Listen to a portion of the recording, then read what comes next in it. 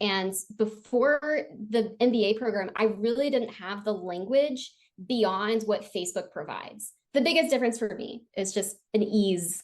I feel so empowered with the information and how deep the program goes into the fundamentals. Yeah, this is going to be a little more personal to me. I hope that's okay. Love it. But I mean, we can go there and the trade-offs of the time saved, right? I used to day trade Facebook foolishly, like many people. The ROI is not there for the business, but the challenge is there's so many misconceptions and outdated or just straight up wrong ideas about how a CPM optimized platform works. There's been many stages of my career where I felt like I was really burnt out. But for me now, as I'm growing in my career as an agency leader, it's more about how can I give fundamentals and frameworks, systems to a team, and not only give them SOPs, which you so generously provide in the program, but beyond that, really installing that software of how to think. Success for me these days is having a team that I trust, who we can scale together, because it's not enough for me to be smart. It's not enough for me to have the ideas in my head. Over time, I'll be honest, Charley, it's sometimes challenging to bring people along in the process, but it's worth it. Because at a certain point, there's only so many hours I can put in. There's only so many things I can do. So I think that's what, to me, is like a relief, because I can take a day off and go hang out with my parents on my birthday and not worry that there's going to be some emergency that only I can handle. Because the truth is, it's not rocket science. It doesn't require the most brain power. I think if anything, really mastering the art of growth, especially in a D2C e-com context, sometimes it's about giving yourself the breathing room and not getting caught up in endless clicking and scrolling. And when I am really brutally honest with myself, I was analyzing data in a way that was completely inactionable. There was nothing positive that was coming out of it. It was a massive waste of time. But what it did give me and gave my employers and clients and business partners, it gave us a false sense of control. Yeah. And so we have to let go of the illusion of control. And there are certain things we can do to we can increase our batting average, no doubt, right? I think everybody in this program believes that, but it's not going to happen by being addicted to your laptop and addicted to refreshing and addicted to all the breakdowns. Unless you like have the dopamine hits of the Apple R button. Yeah. Yes, that's exactly it. So I think that's what the biggest difference for me is, just an ease. I think that's so great. What I'm hearing is like, you're able to work on the business instead of in the ad account. Right. And we can talk about more fun problems, like how do we talk about the offer? My team and agency is more about offer-led growth. We also do different services. We're not just ads. And in my past lives, I didn't even have the bandwidth to start, like, the fundamentals of email and CRO, especially if you have a research background. I think people from the social sciences can really thrive in this industry.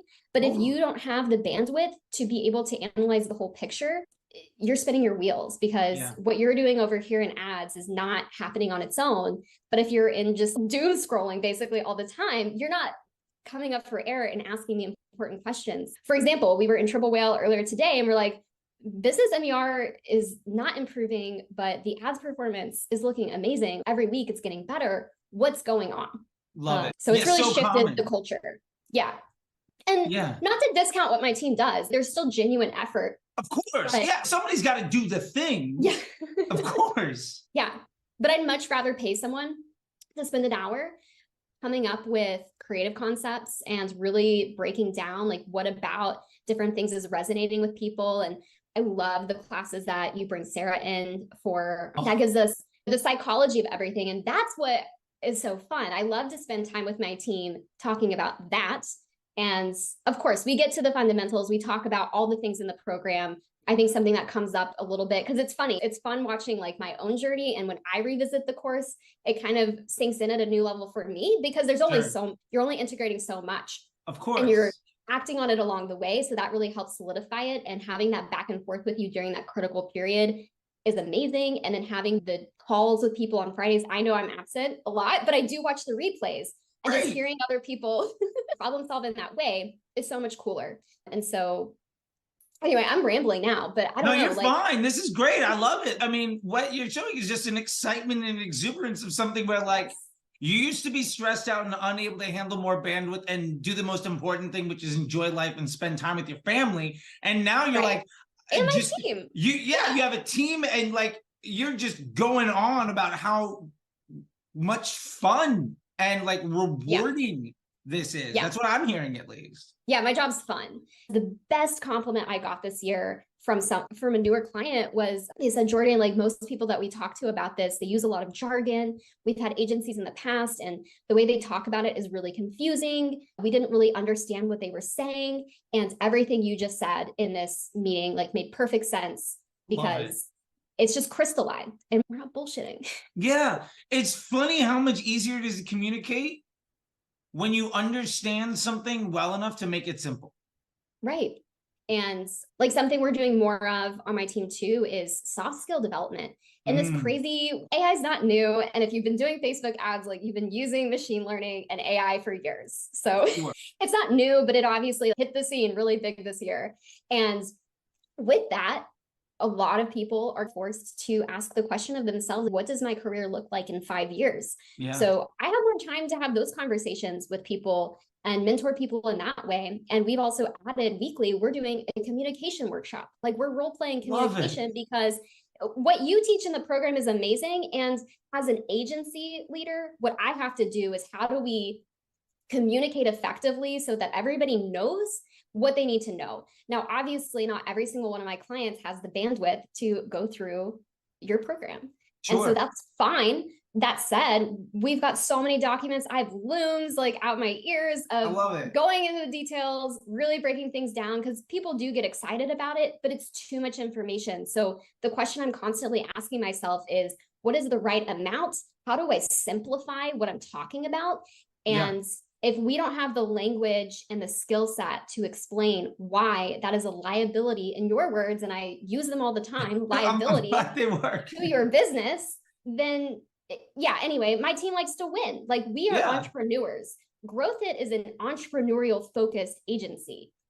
I love the working on the soft skills, because I've been in the agency world on and off for a decade or more. I mean, over a decade now, on and off, which is terrifying to think about, but whatever.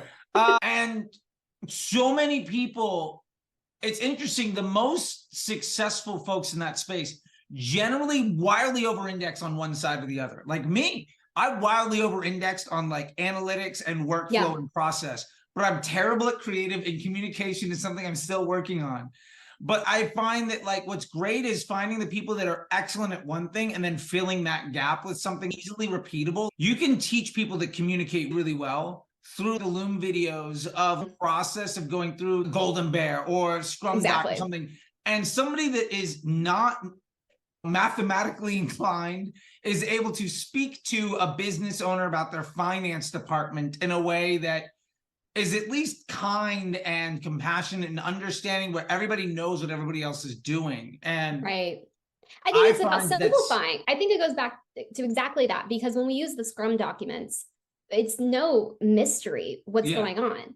And I think we tell ourselves stories too about whether we're a math person or a communication person. And I really think most of us are capable of a lot more than we think. But when things are black and white like that on paper, it's just not hard. It's more of a confidence issue than anything, is what I find.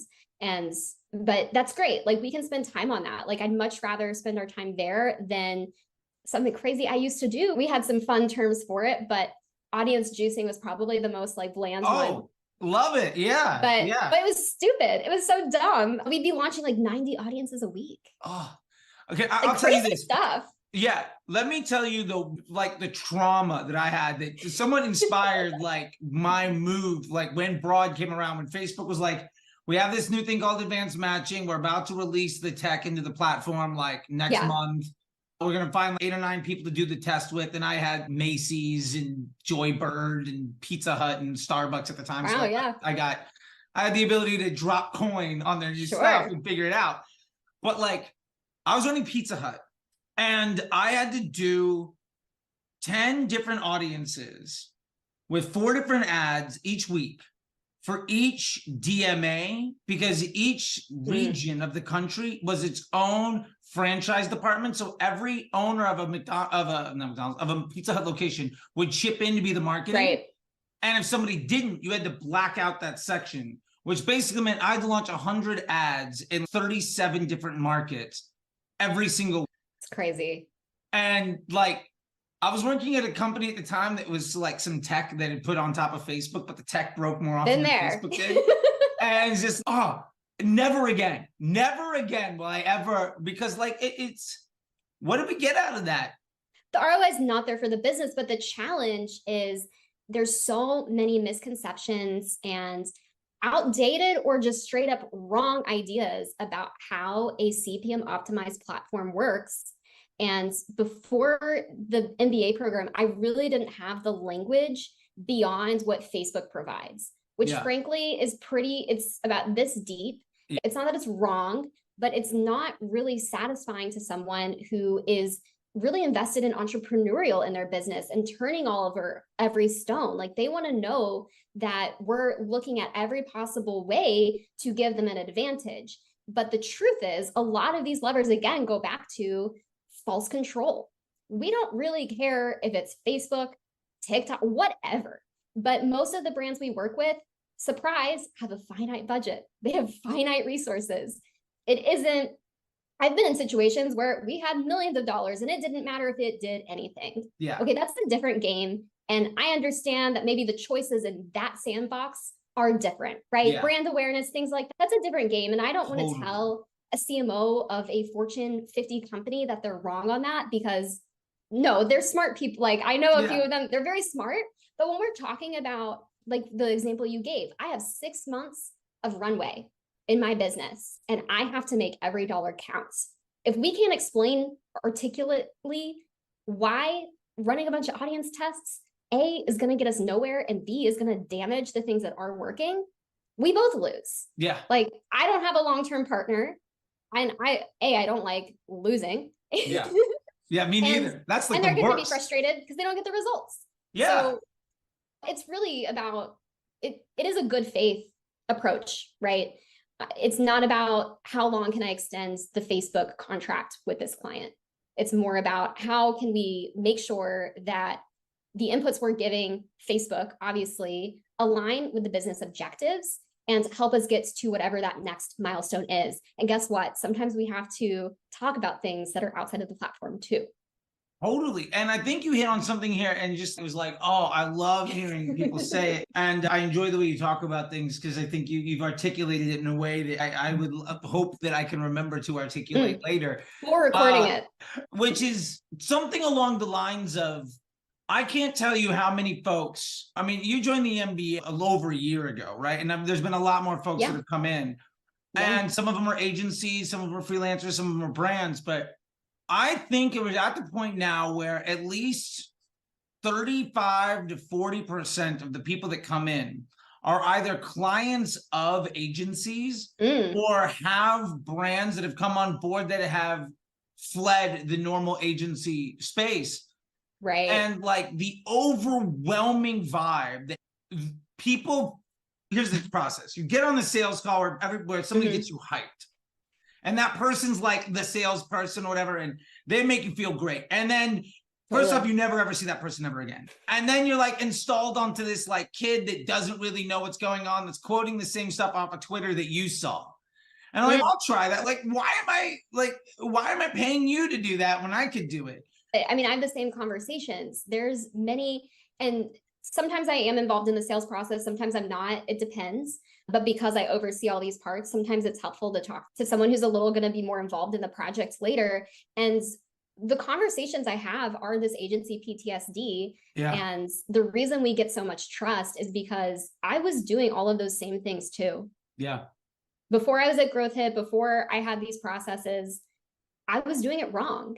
And it's very liberating to admit that and to be willing to step through that door and see what's on the other side of it. No, I love it. Like when you can go to somebody and say, when somebody comes to you and they explain the problem, oh, I get it. I used to do that too. Like, I understand. And like, I now know why that didn't work. And I now know why like 8 other times when you went to somebody else, it didn't work out. Here's the reason fundamentally that'll never work for you. Yeah. And this is what I do to avoid some of that. Well, and let's have some compassion because I thought I was doing it correctly. Of course. Yeah, that's the biggest problem, I think, is so many people are poorly trained by folks that don't know what they're doing.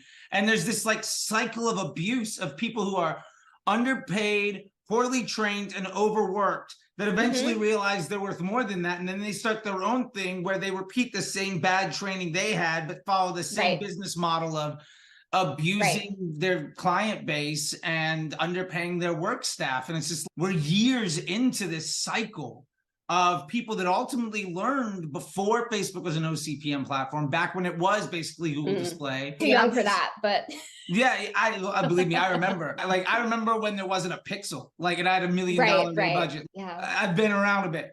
Marketing fundamentals aren't different either. Yeah, like even outside of the context of this, it's not like all of the CMOs in the industry were idiots before the Facebook pixel was invented. Yeah. And a lot of the practices we do now are still very consistent with that.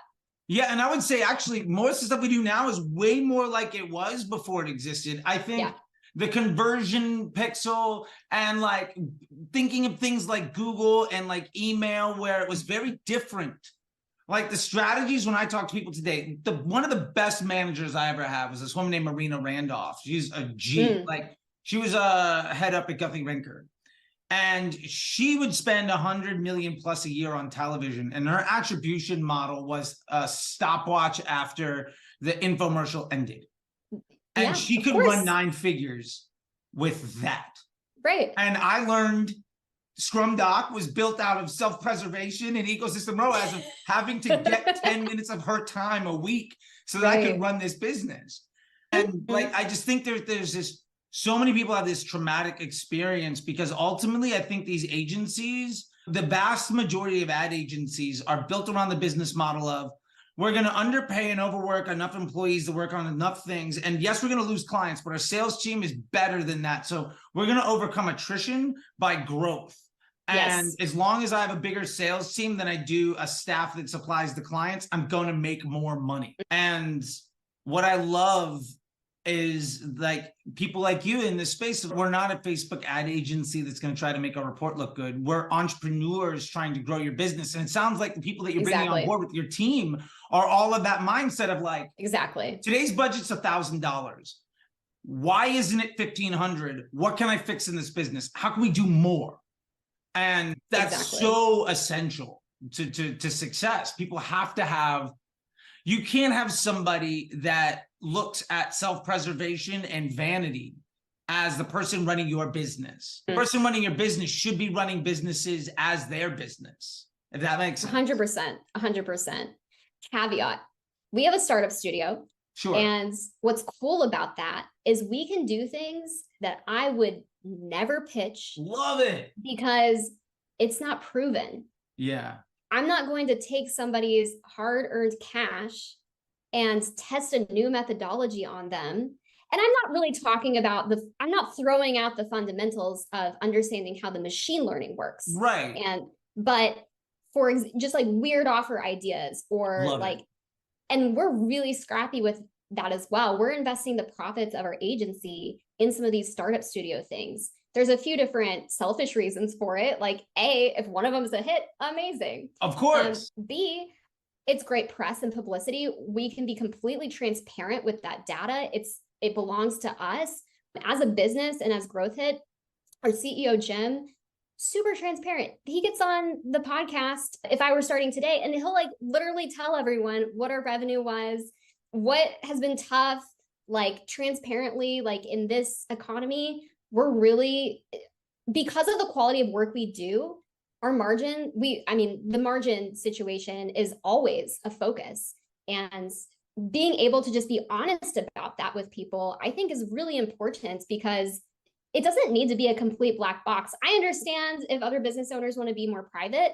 Sure. But how freaking fun to be able to make bets in public and say, hey, like, we think this is going to work. Maybe it won't. If it doesn't, we all learn. Yeah. And our clients love that too, because they get to benefit from the mistakes and wins that happen in that sandbox. Exactly. And I think my favorite thing about that, and it's something that I just randomly installed in myself, like a week into the job, was just like, I'm going to do one thing different on every project.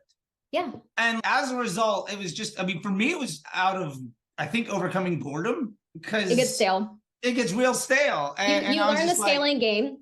And so I was like, all right, I'm going to try things that you shouldn't do. I'm going to break things. I'm going to do stuff. One of the things that I did, one of the earliest examples of that I can remember was I was running CBS for Sweeps Week for Wheel of Fortune and Jeopardy. Cool. And it was supposed to be a reach and frequency campaign against video views. Okay. And I was like, I'm going to spend 25% of this money on engagement. Yeah. And as a result, I got 30% more video views on the engagement because of the earned reach that happened off of it. Now, I got in trouble for doing that. Sure. And I also wrote up a case study, sent it out to the whole company of, this is how to game the system. This worked. Yeah, this works. And I was also manual bidding on CPMs at an accelerated delivery. So my reach and frequency was coming in at like 250, and I would run it at like $1.80 just to try to like game the crushed. Yeah. Like, do you think that same tactic would? I think it would. I think it would if your business objective isn't financial with that investment. Yeah. And that is not the luxury I have with any client, which is why you got in trouble. But they were wrong. Yeah. I mean, at CBS, they're not selling anything, so it was okay. The problem that's what was earlier. Yeah. That's a different game. It's a different game. Yeah. And I think what's really important as a founder, as a business owner, is to understand that when you're scrolling Twitter, when you're watching YouTube, you're getting a lot of advice that is shrunk down and broadcast as if it's a universal message. Yeah. And your business objectives, like, you very carefully phrased what you said earlier. If the business objective is not financial, and some people may hear that and think, isn't it always financial? No. Like, and for the folks that want to know that, like, I had a job where I was paid $75,000 a year to spend $1 million a day, where revenue was not an objective. The objective was to spend $1 million a day because we had a 20% commission. So I'd make $1 million a month, $1 million a week in commissions for my boss. That was the job. That type of agency is a bank. I was an investment banker. And all we would do is basically say, this is the report, spike the CPM projections about 10%, and then just buy it on cheaper inventory and over deliver every time. Yeah. And it was like the easiest thing to do. And that's why I had to start criminal. Oh, no, it was. And I didn't last there. I kind of got fired, more or less, almost got fired from that job. I told the story on this podcast, Oopsie, with Jess and Zoe. But I told the story about that, where I under-delivered by 200,000 for the launch of a couple shows. But I did it like 4 or 5 days in a row, which basically meant I cost about 5 times my annual salary in 5 days and lost commissions. To the agency, though, not the business. No, saved the client a lot of money. Right. Cost the agency a shit ton of money above and beyond my paycheck. So I was not fit for that environment. For me, silly things like respecting people's bank account and trying to run a decent business made me a liability in the mainstream agency world. So we've talked about a lot of stuff here. I'm curious, like, what was your experience in the MBA when you were doing it? Like, how did it feel for you? I think what it was like not necessarily day in, day out, but like what the experience was, what the vibe was, what was most exciting for you. I'll back up a little bit because I'm just overexcited. But I love before I signed up, I watched like all of your stuff. Okay, great. And I had already tried to apply everything I could. I was applying. And a lot of it was more mindset about how the platform works. So you put so much great content out. I think if anyone's interested, go ham. It's low risk for you. Yeah, do all the free stuff. I'll be honest, there are some very specific details that are not out there. Some of your videos, Charlie, the way that you talk about concepts, if I hadn't gone through the program, I might interpret a little bit differently. And I don't think that's a bad thing. It's just when you say, I think recently I saw something in my feed where you said like some myths or things like that and downplaying the importance of how much quantity of creative you test.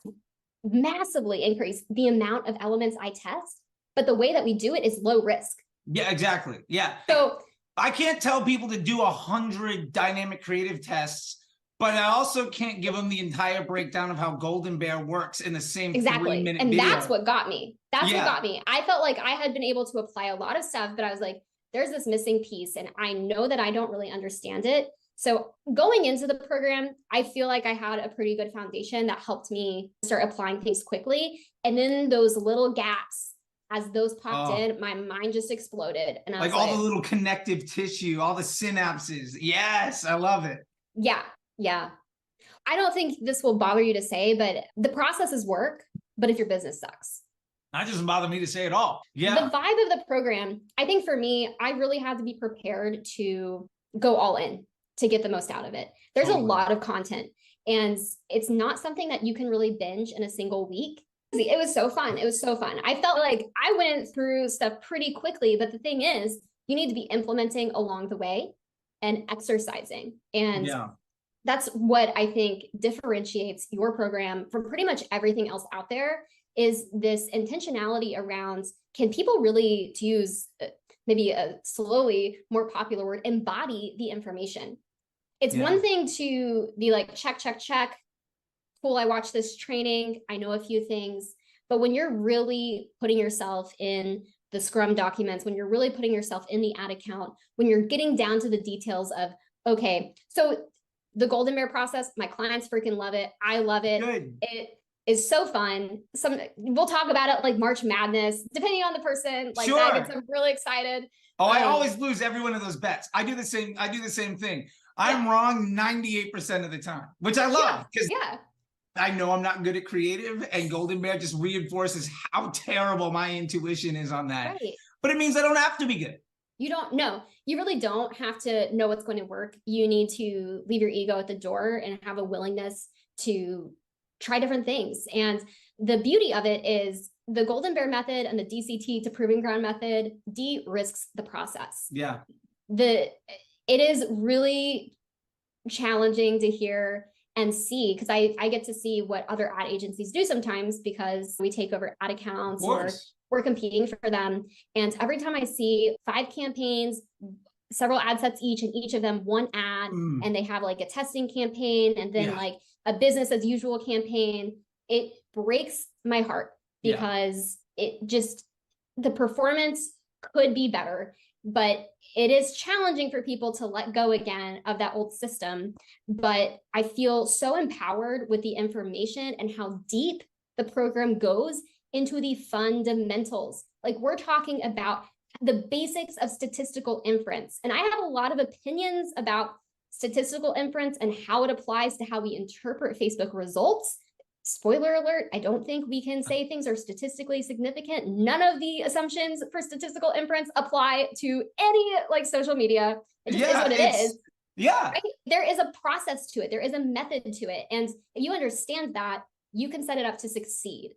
It's not that like you all of a sudden came across the best ad because some creative director was struck by lightning. It's just a math equation. Yeah. I don't have a single ad account where that ad isn't created just by attrition of doing the work. Right. And it's so many creative directors I know won't give up that control. And I'm just like, it's not to say we do everything blind, right? I don't want people to misunderstand that either. Oh, right? yeah. It's not that we're not looking at it, we're not analyzing it and not drawing hypotheses. But the reality is if every single shot I make is going to completely shake the Etch-a-Sketch, I'm not going to get where I need to go in any meaningful amount of time. Yeah, and the other point that I have with folks is, say you are, like, what is the outcome that we're trying to come here? Say you are that good. Yeah. Say you are the person that can hit it every single time. Yeah. That means in order for you to work well, you have to hit it every single time for every single person, every single day. That's a great point. And you'll never be able to take a break or you fail. That's a great point too, because it's not about the one golden, and this is why the Proving Ground methodology is so important and why I use your analogy of it being a sales team all the time, because there's, as you say, there's 2 ways that we can win. One, we can get better at appealing to the people who already are into us. Right? They could be cold audiences, but that's the type of person that Facebook knows is into what we do and how we talk about it, even like our personality as a brand or product or whatever. And the second is, how do we appeal to brand new people? How do we get more scale?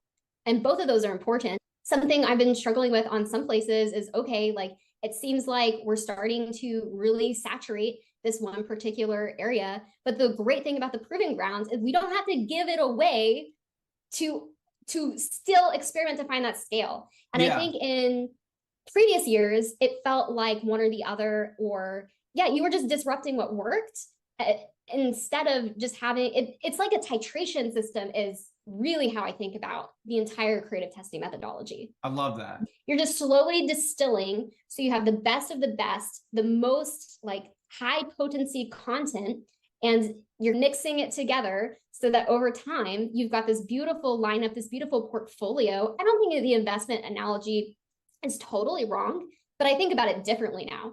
I think about it as, how can I invest in different types of content? How can I invest in, No, I love it. I love it, because I think you're really hitting on the point here of it being like this. More than anything, it's going from you saying, I need the best creative person to come up with the best creative stuff so that hopefully I can get lucky on one of these ads and scale the account to.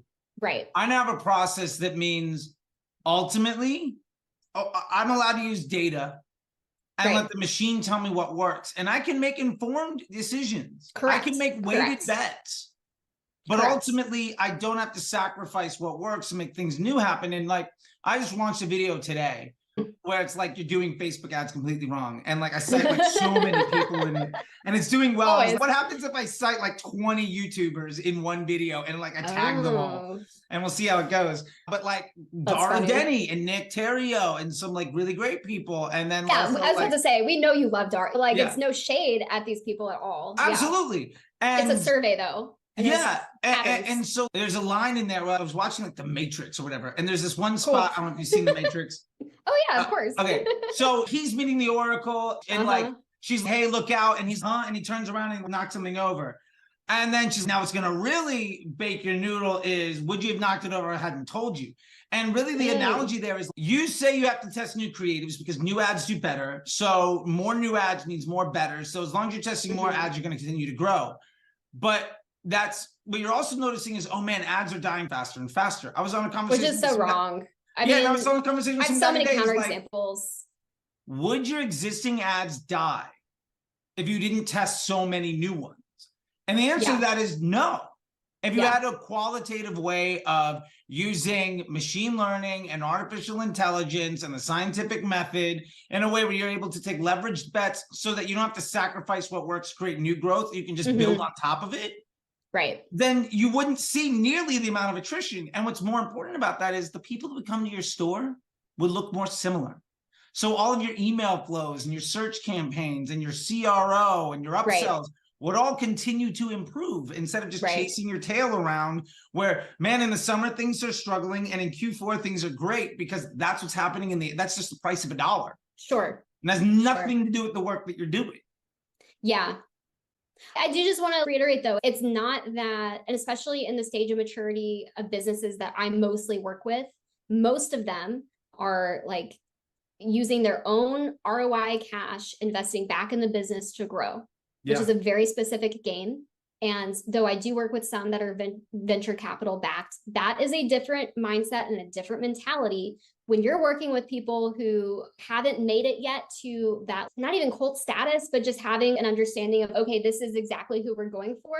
We do see accelerated results when we increase the amount of things we test through Golden Bear. Yeah. But that's different than launching 100 ads in a campaign and shaking the Etch-a-Sketch every day. Yeah, no, I think that's absolutely it. When you're increasing the amount of things that you're taking data from. Right. We're increasing we're increasing the number of bats. Yeah, exactly. Basically. So your batting average is going to go up because you're getting more reps off the field, to use that analogy. Right. But it doesn't mean you're up to bat more often. There's still the same amount of ads, more or less. Yeah, I guess you could say that, because I'm trying to use this batting average analogy you made earlier to kind of complete. Because only so many DCTs and all of that. But something else that's been coming up lately is like people feeling, oh, should we be launching ads more often? But I think what is easy to forget is when we're using this Golden Bear DCT Proving Grounds, one campaign to rule them all methodology, it's testing every second of every day. There are permutations running, right? Always. Like we don't have to poke the bear or completely like change everything for the machine learning to keep doing that for us. Yeah. And so moving, and in the past, I used to launch like a new ad every week, basically was our cadence. In some cases, every day for like higher volume accounts.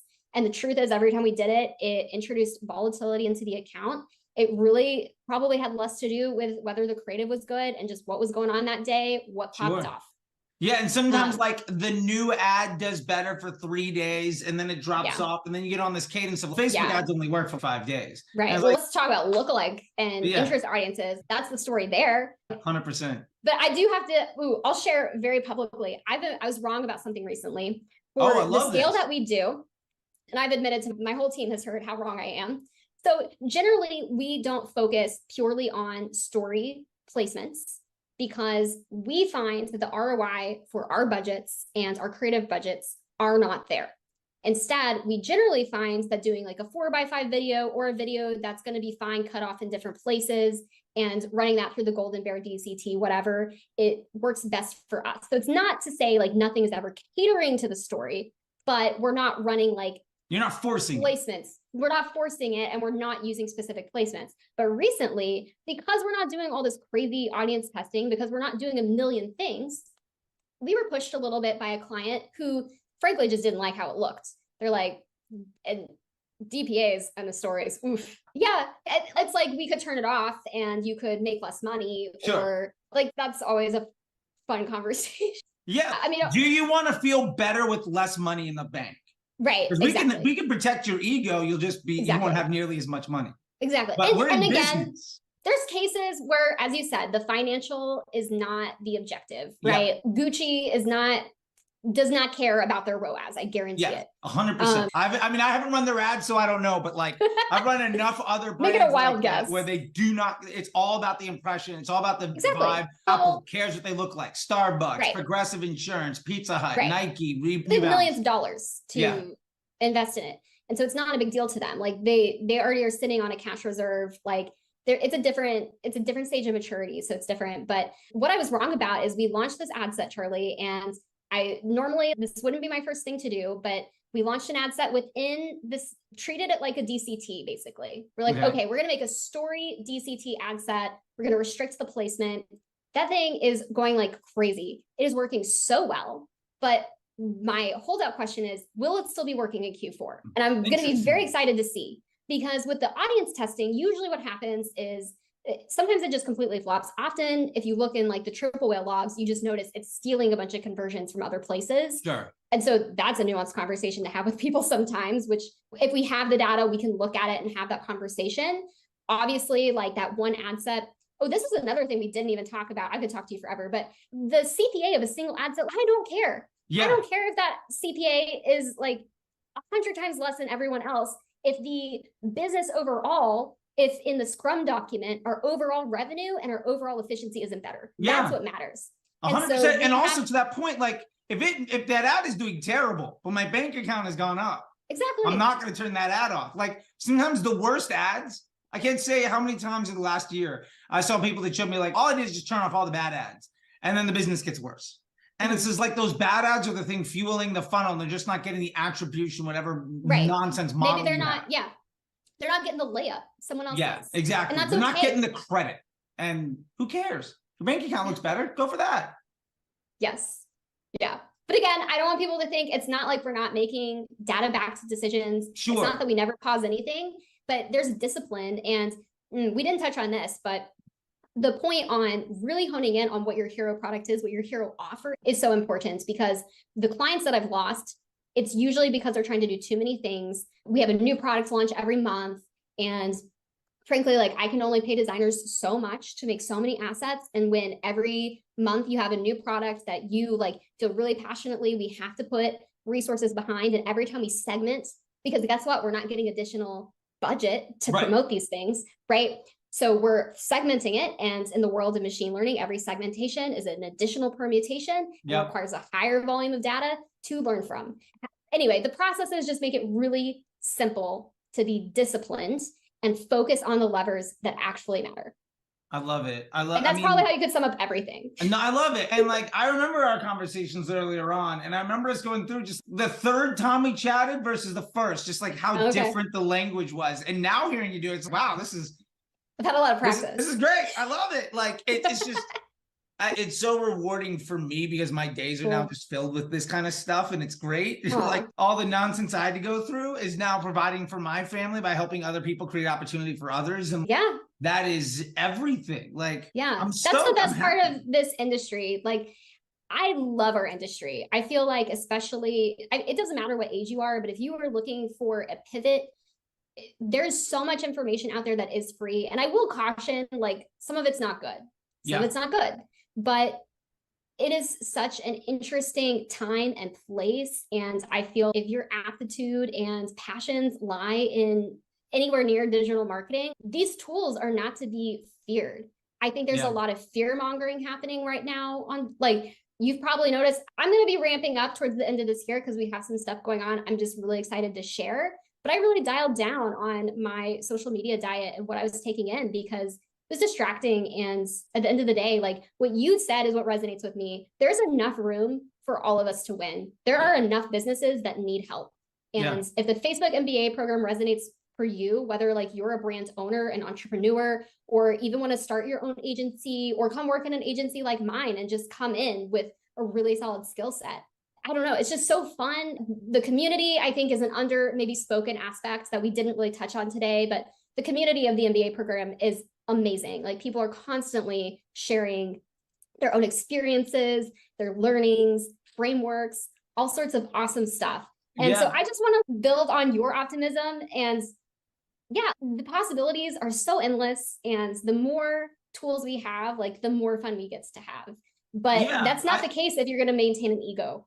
No, absolutely. And I say this too. I've been saying it more and more. I feel we are blessed to have, in my opinion, one of the greatest jobs in the world, in that we get paid really well to help people be happy. We create joy and opportunity. Like, generally speaking, people are buying products aspirationally, and on a very high level, the businesses are doing good in the world because people are buying things that makes them happy. I got this juice from Juice Crafters. Every time Juice Crafters sells me something, I'm happier. That's one level. But also, there's so many people that are like chasing a dream, betting on themselves, and it's, I can mortgage the house again, I can sell it, I can give up, I can go work full time, or I can do this thing. And like, the idea that like so many people, and like more and more stories in the NBA are like this, like the one I was telling you about before we started, where like there's 6 months left in the bank and I'm gonna have to give up. And now it's like, how many more people am I going to give a job to while making the world like a better place, and then ultimately leaving this business and going on to the next chapter of my life? That is so powerful.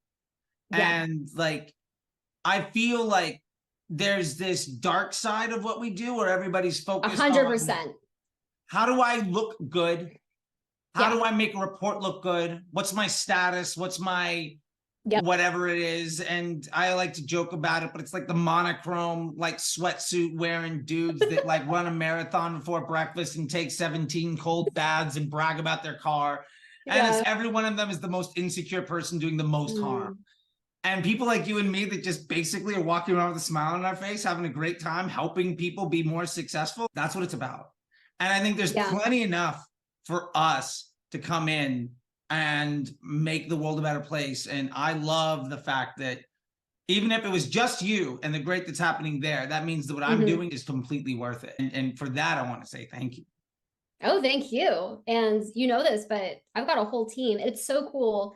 We have people on our team from all around the world, but what's different than I think some agency models is they are empowered decision makers. Everyone in our motto is think like a founder. And that is for everyone. It's not just the person presenting on the call or the salesperson, right? Everybody is able to have access to a really deep and rigorous level of understanding about how these tools work. And the more that they ramp up, like the more excited I get. I think what I've seen where things go really wrong is, like you said, Charley, where people are really trying to defend their little turf. And It's not good for the clients. It's not good for business ROI. It's not good for culture and happiness. Yeah. So I don't know. We're taking this in a more emotional direction. Hey, that's fine. Hey, look, there are forces out there creating harm, and then there's people like you and me setting all that stuff right. And I like to say, I'll stand by that. I stand by that openly, in public, in rooms full of the people that are doing the harm. Yeah. Well, I'm not welcome in a lot of rooms, but that's fine. Yeah. That's changing too, which I like. That's true. It is. And I'm working really hard on it to be nicer. Nick Shackelford and Rabba have done a lot to help me in that. And so big shout out to them. Well, on that, Charley, you are not nearly as aggressive and abrasive.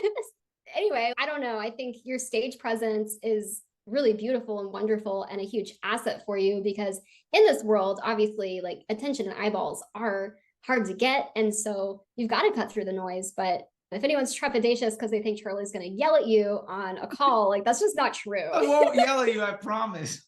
Yeah, no, I mean, our calls feel like this this conversation. Yeah, exactly. And the only difference is we're talking about numbers on a screen, playing the world's most fun video game. Yeah. And creating good in the world, instead of chatting about like how much fun we're having doing it, which is right. I think 95% of the one-on-ones that I've had more or less feel like this.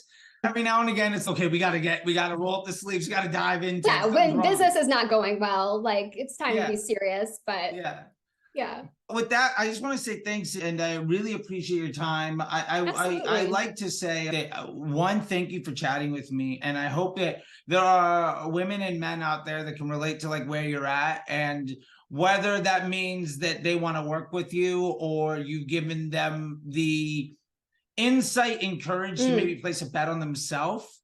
Yeah. Like, I think that there's only good that can come of that. But what I would like to do to leave this is just give you the last word. If there's anything you want to say, anything that you didn't get a chance to talk about, any way that you want people to get in touch with you, whatever it is, let me leave you that last word. And before that, just again, thank you. I always enjoyed chatting with you. Likewise. And it's, what can I say? Like, how am I supposed to be unhappy today? I just had this conversation, and I had one like this yesterday, and it's great. This is what it's like to be on this side of things. And everybody should come play on this side of the fence. It's a lot more fun.